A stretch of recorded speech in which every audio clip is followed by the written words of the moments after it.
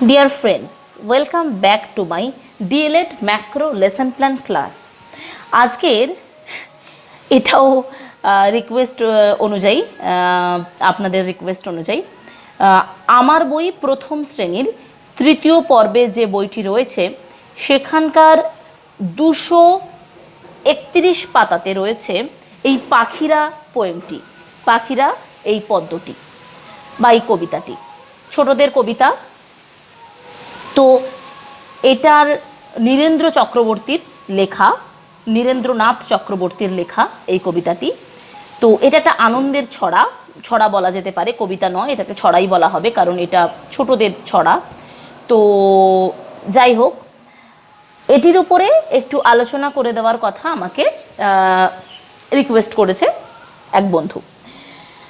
প্রথম বলি, এটা যেহেতু ছোটদের একটা কবিতা যেখানে বিভিন্ন পাখিদের নাম থাকবে এবং একটা ছোট্ট ছেলের কথা বলা হচ্ছে এখানে, যার নাম খোকন।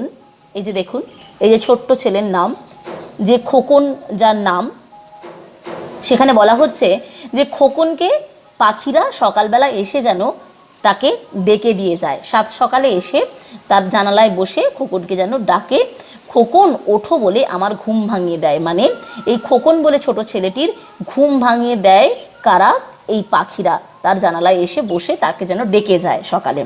কারা? পাখির নাম বাবুই, ফিঙে, শালিক, দোয়েল ইত্যাদি ইত্যাদি পাখির ডাকে তার তাহলে ঘুম ভাঙে। এখন প্রসঙ্গ হচ্ছে, আপনাদের প্রসঙ্গ তো আর এটা নয়, আপনাদের প্রসঙ্গ হচ্ছে লেসন প্ল্যান। একটা বিষয় আপনাদের কাছে একটু ক্লিয়ার করে বলতে চাই যে আমি কিছু কিছু লেসন প্ল্যান, আমার পক্ষে এত লেসন প্ল্যান তো লেখা এই মুহূর্তে সম্ভব নয়। আমি বোঝাতে পারি, আমি এত যেটা ভুল যদি কোথাও থাকে যে লেসন প্ল্যানটা আমি বলছি সেটা আপনাদের সামনে কেটে ঠিক করে দিতেও পারি বা কিছু সংযোজন করে দিতে পারি। টিএলএম এর ক্ষেত্রে প্রত্যেকটা লেসন প্ল্যান ধরে ধরে আমি টিএলএম গুলোকে সংযোজন করে দিয়েছি, কোনটা কোন টিএলএম, কোন লেসন প্ল্যানে কোন ধরনের টিএলএম করতে হবে। কম প্রশ্ন থাকলে সেখানে আরও প্রশ্ন দিয়ে আরও কীভাবে এনহ্যান্স করা যায় বিষয়টাকে, সেগুলো দেখিয়েছি। আপনাদের একটা বিষয় একটু বলতে চাইছি যে আপনাদের যেটা বলে দিচ্ছি আমি সেইটাই আপনারা বারবার করে প্রশ্ন করছেন। মানে আমি হয়তো লেসন প্ল্যানটা সেই একটা দুটো পিডিএফ দিইনি, আমি মুখে বলে দিচ্ছি, সেটা আপনি শুনে লিখে নিন না, তাতে তো আর কোনো অসুবিধে থাকে না। আপনাদের কিছু অনুরোধ রইল, যেটা আপনারা ক্লাসটা দেখুন, ক্লাসটা না দেখেই আপনারা কমেন্ট করা শুরু করে দিচ্ছেন। এই বিষয়গুলো হ্যান্ডেল করতে আমাদের একটুখানি অসুবিধে হচ্ছে। তো আপনাদের কাছে করজোড়ে রিকোয়েস্ট যে আপনারা ক্লাসটা শুনুন ভালো করে, তারপরে যদি বুঝতে না পারেন তাহলে সেই ব্যাপারটা প্রশ্ন করুন। ক্লাস না শুনেই পিডিএফ চাইছেন, যিনি পিডিএফ আমি দেব নাই বলেছি ক্লাসের মধ্যে, আমি ওটাকে কারণ ধরে ধরে প্রশ্ন কোনটাতে কি হবে, অন্য একটা বাংলার, ধরুন আজকে বাংলা পড়াবো, সেইটার অন্য আর একটা বাংলার লেসন প্ল্যান ধরে স্যাম্পল দেখিয়ে বলে দিচ্ছি যে এইখানে এই প্রশ্ন করবেন, আপনি লিখে নিন। তাহলে আপনাকে সেই মতো করে লিখে নিতে হবে, তখনই সেটা শুনে শুনে দেখে লিখে নিতে হবে। আমি পিডিএফ দিলে আপনি তো সেইটাই ছেপে লেসন প্ল্যান আকারে নিয়ে চলে যেতে পারবেন না, তাহলে আপনাকে সেটাও দেখে লিখতে হবে। তাহলে আমার কথা শুনেই লিখে নিন, তাহলেই তো অসুবিধে মিটে গেল, তাই নয় কি?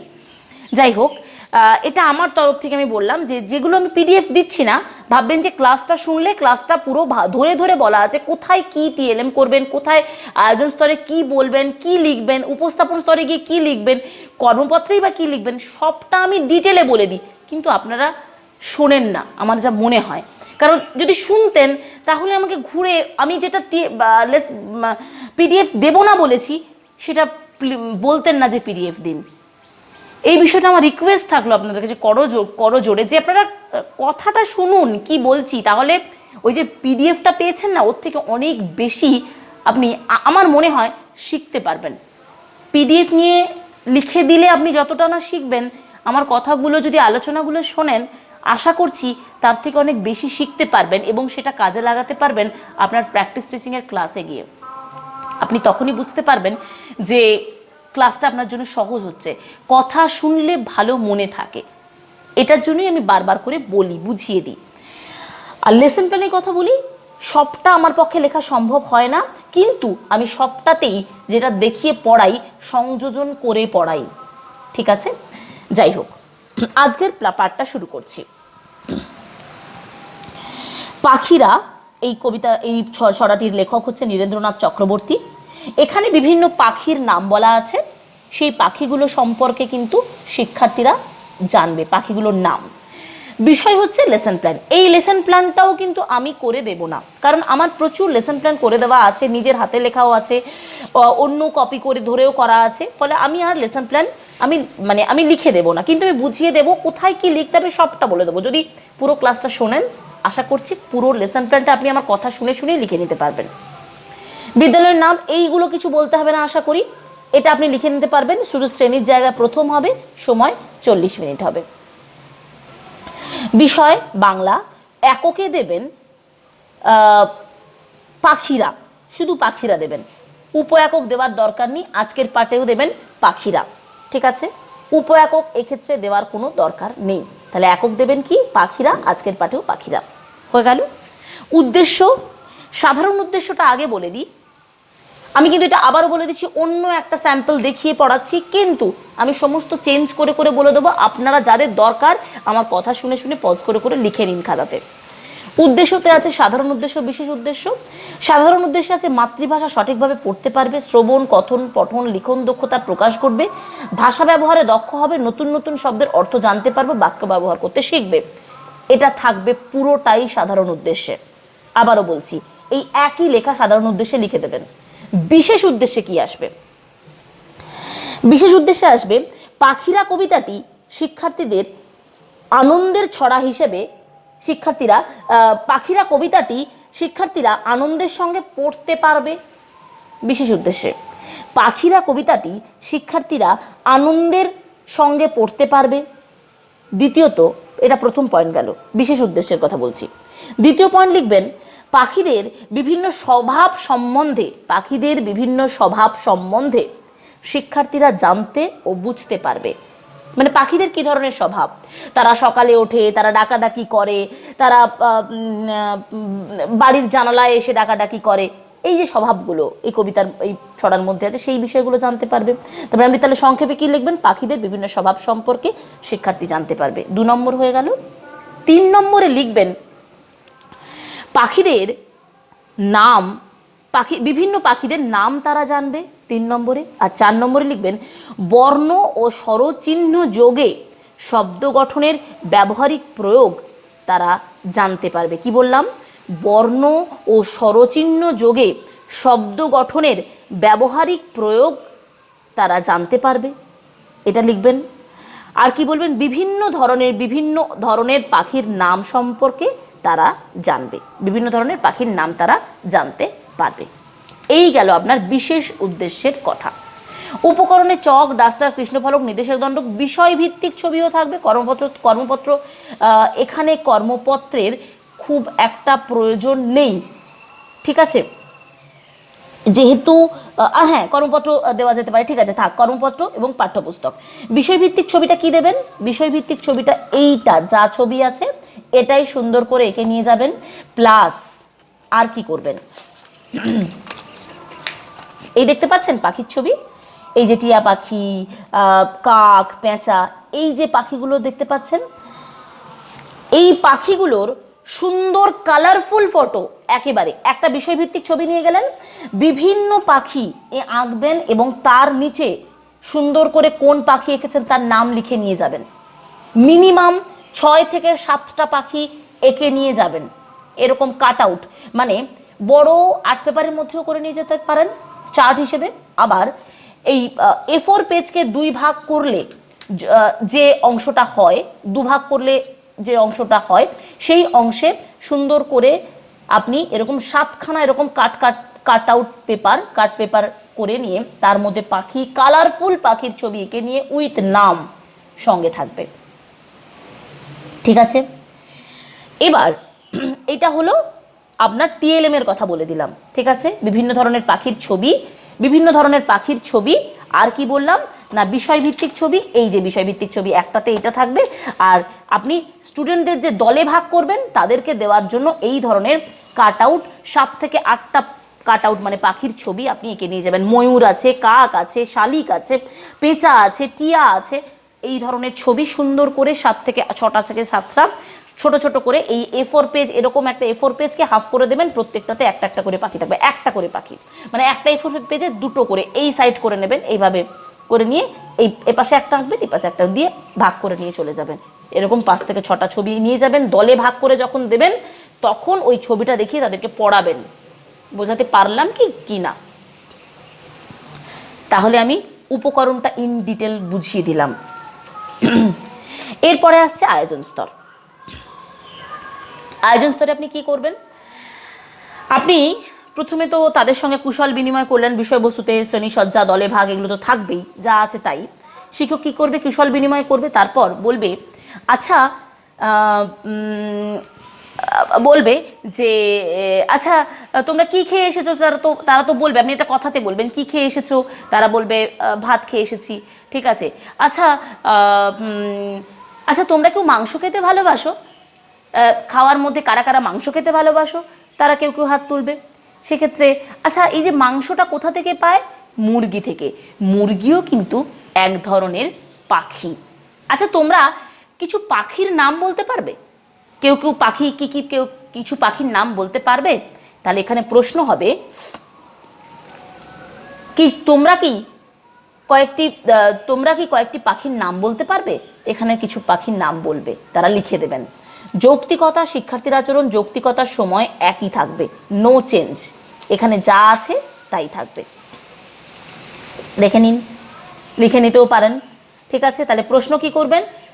তোমরা কয়েকটি পাখির নাম বলো, অথবা একজনের নাম ধরে বললেন যে শিবু তুমি তোমার দেখা দুটি পাখির নাম বলো, ঠিক আছে, ঠিক আছে। আচ্ছা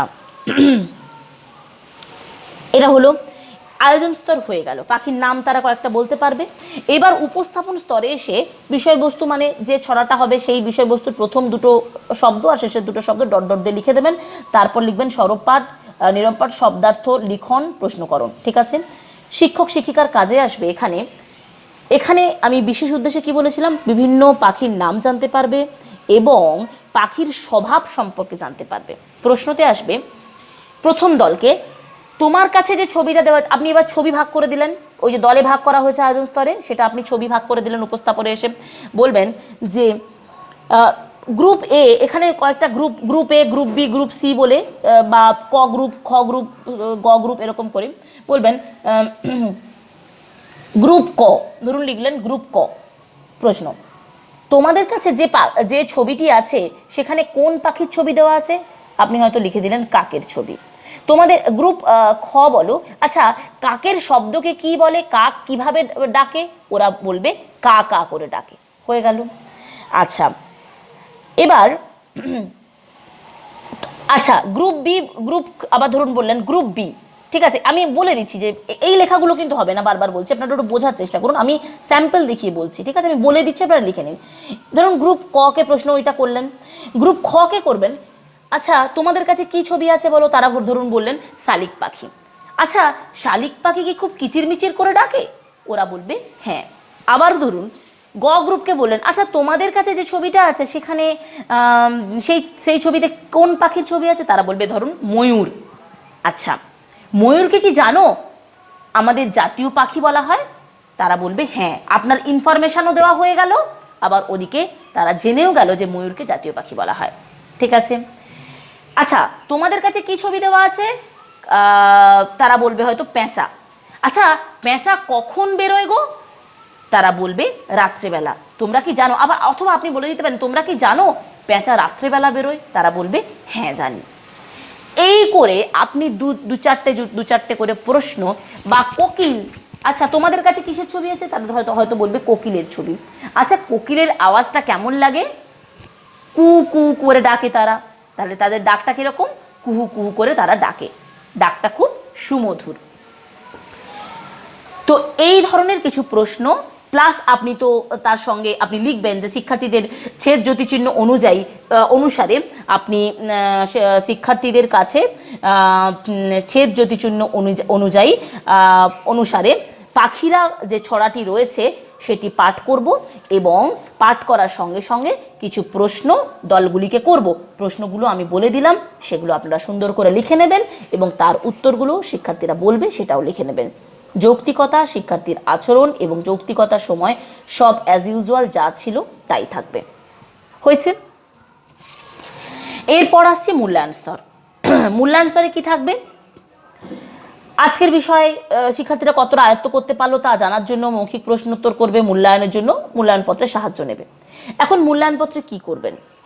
এখানে যা আছে তাই, এখানে ছেলেবেলার কবিতা এই ব্যাপারটা দেবে না। এখানে যৌক্তিকতাতে বিভিন্ন পাখিদের সম্পর্কে জানবে, এখানে লিখবেন বিভিন্ন পাখিদের সম্পর্কে জানবে, তাদের ডাক সম্পর্কে জানবে, তাদের স্বভাব সম্পর্কে জানবে। হলো। শিক্ষার্থীর আচরণ যা আছে তাই, যৌক্তিকতা যা আছে তাই, আর প্রত্যাশিত উত্তর একটুখানি বলে দেবেন যে তারা মূল্যায়ন পত্রটা তৈরি করবে। এখন মূল্যায়নপত্রে আপনি কি দেবেন? কি দেবেন? এরকম শব্দ ছক দেবেন, তারা গোল করে দেখাবে। এখানে আপনি গুলিয়ে পেঁচিয়ে ঘুরিয়ে দেবেন কিছু পাখির নাম, ঠিক আছে? এইভাবে তারা এবার দাগ করে দেবে। এখান থেকে আপনিও নিয়ে নিতে পারেন, তার জাস্ট পরের পেজ 232 পেজেই আছে। দেখুন এখানে গোল করা আছে ময়ূর, এখানে ধরুন এভাবে হবে এটা শালিক, এটা একটা পাখির নাম, ঠিক আছে? এইটা ধরুন বাবুই। এভাবে তারা কিন্তু পাখির নামগুলো কিন্তু চিনবে এবং কিভাবে বানানগুলো হচ্ছে বয়াকার, বয় হর্ষকার হর্ষই, তারপর সয়াকার লয় হর্ষিকার ক, এই যে বিষয়গুলো, এই যে ধরুন ফিঙে, এটা একটা পাখির নাম। এইভাবে তারা কিন্তু, এই দেখুন পেঁচা, এভাবে তারা কিন্তু গোল করবে।